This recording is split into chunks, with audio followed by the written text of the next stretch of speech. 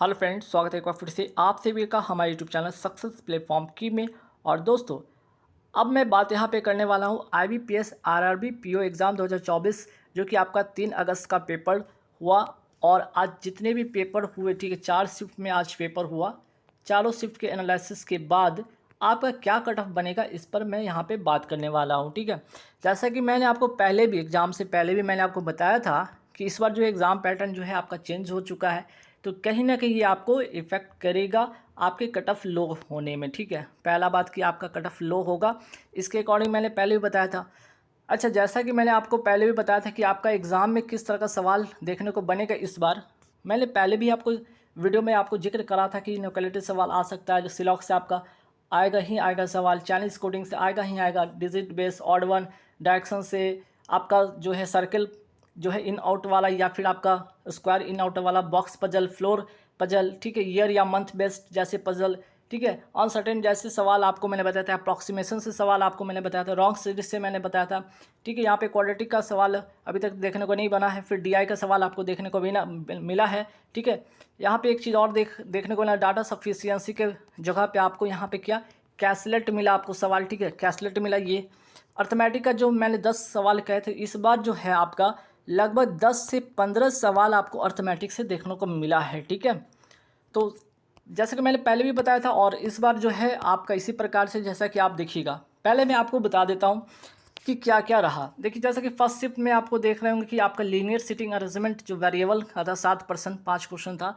वही आपका second shift की अगर मैं बात करूँ, ठीक है, वहाँ अगर मैं बात करूँ यहाँ सेकंड शिफ्ट में, तो आपका क्या आया, 7 पीपल, ठीक है, 7 पीपल आया, 7 डेज और 7 फ्लावर। ठीक है, मीन्स 7 दिन 7 लोग 7 अलग अलग फ्लावर को पसंद करते, इस तरह से सवाल आया। जहाँ एक और फर्स्ट शिफ्ट में आपका ये आता है, तो सेकंड शिफ्ट में आपका ये आता है। बाकी पैरल रो में यहाँ पे देखिए, पैरल में 7 लोगों को बैठा कर यहाँ पे बताया गया था। ठीक है, ये आपका फर्स्ट शिफ्ट में था। तो सेकंड शिफ्ट में आपको देखेंगे कि वहाँ पे आपका फ्लोर, जैसे कि यहाँ पे फ्लोर, यहाँ पे फर्स्ट शिफ्ट में फ्लोर प्लस फ्लैट पजल था, 5 लोगों को बैठाया गया था। तो इसमें आपको 4 लोगों को यहाँ पे बैठाया गया था, है ना। यहाँ पे आपको यहाँ पे 4 लोगों को बैठाया गया था। फर्स्ट शिफ्ट में आपको कितना, यहाँ 5 लोगों को बैठाया गया था। सेकंड शिफ्ट में आपको फ्लोर में आपका 4 लोगों को बैठाया गया था। ठीक है, तो इसी तरह थर्ड शिफ्ट में आपका जो है देख सकते हैं कि जैसे थर्ड शिफ्ट में आपको स्क्वायर पे आपका जो है इन आउट आपको बताया गया था। ठीक है, तो सेकंड शिफ्ट में अगर हम बात करते हैं, सर्कल पर आपको इन आउट बताया गया। ठीक है, 4 इन 4 आउट है, तो इस तरह से सवाल आपको देखने को बना। ठीक है, तो लीनियर वाला आपको आया। फिर आपका मैंने अभी बताया 7 डेज 7 पीपल और 7 फ्लावर वाला मैंने बताया। ठीक है, फिर आपको इसमें देखिए पैरेलल आपको यहाँ पे देखने को मिला। बाकी यहाँ पे अगर बात करें, तो यहाँ पे सेकंड शिफ्ट में जो था, सेकंड शिफ्ट वाले में आपको क्या देखने को बना, और थर्ड वाले में क्या देखने को बना। सेकंड वाले आपको बॉक्स पजल देखने को बना। ठीक है, यहाँ पे आपको बॉक्स पजल देखने को बना, यहाँ भी आपको बॉक्स, ठीक है, 10 बॉक्स वाला। ठीक है, याद रखिए 10 बॉक्स वाले, यहाँ भी 10 बॉक्स यहाँ वाला भी देखने को बना। फर्स्ट शिफ्ट में आपको बॉक्स वाला नहीं देखने को मिला लगभग। लेकिन बात करें, चाहे फर्स्ट शिफ्ट की बात हो, चाहे सेकंड शिफ्ट की बात हो, या थर्ड शिफ्ट की बात हो, या फोर्थ शिफ्ट की बात हो, ठीक है, सभी में कुछ ऐसे चीज़ जो ऐसे रीजनिंग थे जो कि कॉमन थे, है ना, कॉमन थे। कुछ कुछ चीज़ें चेंज था, लेकिन कोई फ़र्क नहीं पड़ रहा था, क्योंकि लेवल लगभग सबका। ठीक है, अगर बात करें लेवल की बात करें, चाहे first shift, second shift, third shift, fourth shift, ये सारे के सारे लेवल क्या थे, सेम थे, है ना, सेम लेवल रहे आपके। अगर रीजनिंग की बात करें, ठीक है, सेम रहे।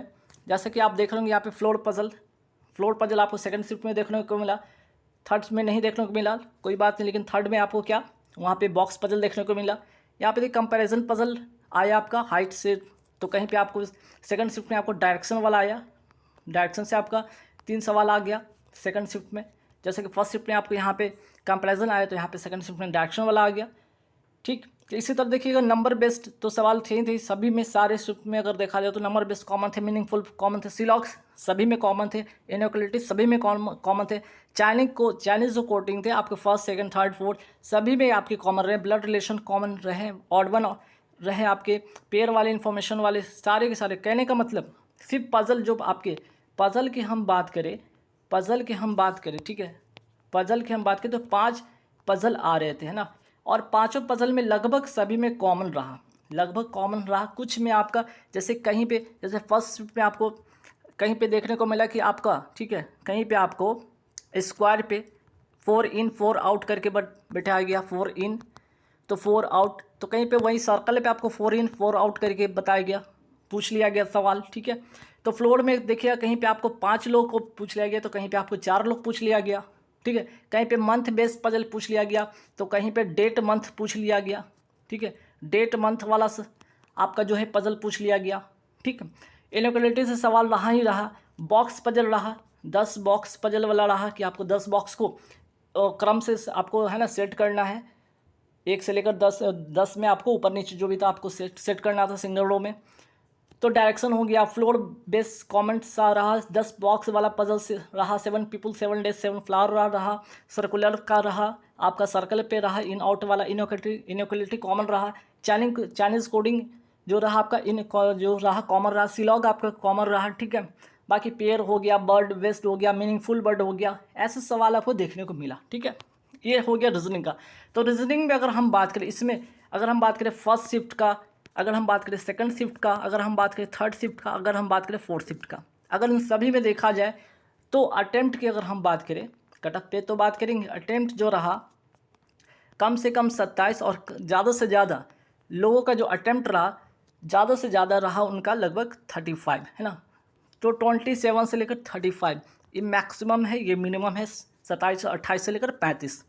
तो रीजनिंग कहने का मतलब ईजी कह सकते हैं ना, ईजी कह सकते हैं कि रीजनिंग रहा आपका ईजी, है ना, ईजी रहा। तो 27 से लेकर 35 रहा, लेकिन टाइम का जो था लिमिट था 25 मिनट, ये बहुत लोगों को दिक्कत करा, ठीक है। बहुत लोगों को दिक्कत करा जो पहले से एग्ज़ाम देते आ रहे हैं, जैसे 2-3 साल 4 साल से जिनका एक्सपीरियंस, उनके लिए तो बहुत ज़्यादा दिक्कत नहीं हुआ, वो कर लिए।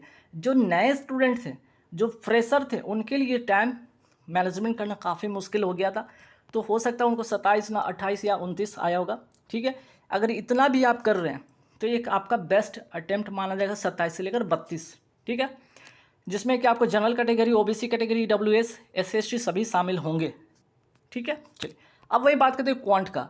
अगर हम बात करते हैं फर्स्ट शिफ्ट अगर ले लें क्वांट का, सेकंड शिफ्ट ले लें क्वांट का, या थर्ड ले लें या फोर्थ ले लें, ठीक है। अगर सारे शिफ्ट में अगर देखा जाए तो एक चीज़ था कि कॉमन था, वो क्या, आपका डीआई जो था 2 तरह का सवाल पूछा ही जा रहा था, कहीं पे रेशियो बेस, कहीं पे डबल पाई चार्ट, कहीं पे लाइन चार्ट पूछा जा रहा था, ठीक है, लाइन चार्ट पूछ लिया जा रहा था। कहीं पे डीआई जो आपका टैबलो टाइप का था, रेशियो बेस पूछा जा रहा था। कैसलेट जो था वो लगभग सभी में अलग अलग डाटा देकर, लेकिन कैसलेट ही पूछा जा रहा था, लेकिन डाटा अलग अलग करके पूछा जा रहा था। अर्थमेटिक का इस बार एक चीज़ देखा जाए, 13 से लेकर 15 सवाल जो थे अर्थमेटिक के थे, ये सबसे ज़्यादा परेशान करने वाला था, क्योंकि अभी तक बैंकिंग के जितने भी स्टूडेंट होते हैं वो क्या करते हैं, ज़्यादातर आप अप्रोक्सीमेशन बनाते हैं, मिसिंग नंबर बनाते हैं, डीआई वगैरह ये सब जरूर बनाते हैं, लेकिन अर्थमेटिक को सबसे लास्ट में वो अटेम्प्ट करते हैं ना। तो यहाँ से 13 से 15 था, तो कहीं ना कहीं देखा जाए तो ये आपका मॉडरेट लेवल का रहा, ठीक है, मॉडरेट लेवल का रहा सवाल। तो जहाँ पे अगर बात करें first shift, second shift, third shift, तो यहाँ से लोग 20 से बहुत हद तक 24 लोग किए। अगर जो इतना भी कर रहे थे बेस्ट अटेम्प्ट था। 20 से 24 आप कर रहे हैं, जिसमें कि आपको ध्यान रखिएगा, एक चीज़ मैं फिर कह रहा हूँ, यहाँ पे 24 और 20 जिसमें कि general category, OBC, EWS, SC, ST सभी शामिल होंगे, ठीक है। अगर इससे ज़्यादा करते हैं तो बहुत आपकी अच्छी तैयारी थी, अगर इतना कर रहे हैं तो आपकी बेस्ट तैयारी, क्योंकि आपको तो प्रीलिम्स क्लियर करना है। और प्रीलिम्स क्लियर करने के लिए बस आपको क्या करना है, कट ऑफ क्लियर करना है। बहुत मैक्सिमम स्कोर लेकर आकर भी 80 में अगर आप 80 भी लेके आते हैं तो आपको तो बस प्री क्लियर होगा, मेंस में उसका मार्क्स ऐड होता नहीं है, ठीक है। तो इस वजह से रहा आपका अप्रॉक्सीमेशन से, मिसिंग नंबर से।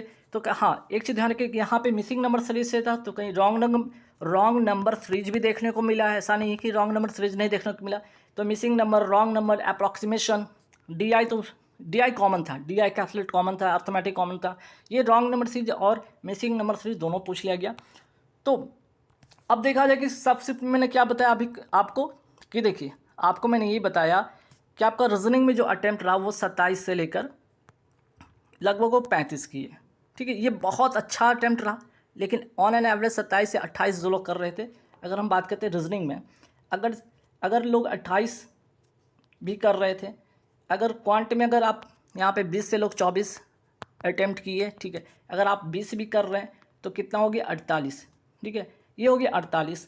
और अगर जिनका अगर 30 से ऊपर है, मान लिया कि किन्होंने 32 करा, किन्होंने इनको 24 करा, तो 56।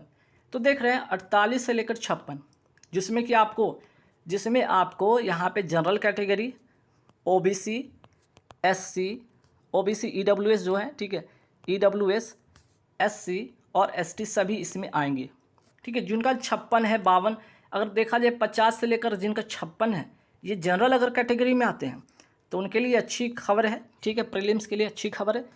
जिनका अगर 48 से लेकर 52 के बीच में आ रहा है, ठीक है, तो उनके लिए ओबीसी डब्ल्यूएस के लिए अच्छी खबर है। जिनका अगर 40 से अगर 45 के बीच में आ रहे तो वो एससी वाले जो होंगे उनका अच्छी खबर है। जिनका अगर 36, 37, 38 से लेकर 40 के बीच में तो वो एसटी कैटेगरी वाले शामिल है। जैसा कि मैंने आपको एग्ज़ाम से जस्ट पहले भी मैंने बोला था कि जनरल अगर 47 से 50 कर लेते हैं, बेस्ट अटैम्प्ट रहेगा। ओबीसी 42 से 45, एससी 38 से 42 और एसटी 32 से 36, ठीक है।